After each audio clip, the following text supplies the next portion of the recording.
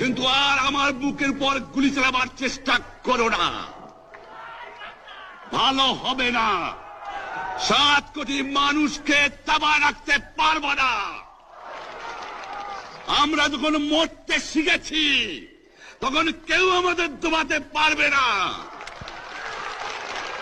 যে পর্যন্ত আমার এই দেশের মুক্তি না হবে, খাজনা ট্যাক্স বন্ধ করে দেওয়া হলো, কেউ দেবে না। তবে আমি অনুরোধ করছি, আপনারা আমাদের ভাই, আপনারা দেশকে একেবারে জাহান্নামে ধ্বংস করে দিয়েন না। জীবনে আর কোনদিন আপনাদের মুখ দেখা দেখি হবে না।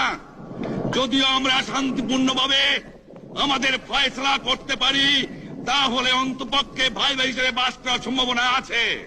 সেই জন্য আপনাদের অনুরোধ করছি, আমার এই দেশে আপনারা মিলিটারি শাসন চালাবার চেষ্টা আর করবেন না।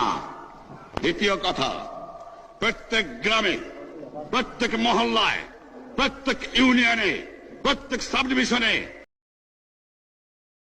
সংগ্রাম পরিষদ গড়ে তোলো এবং তোমাদের যা কিছু আছে তাই নিয়ে প্রস্তুত থাকো।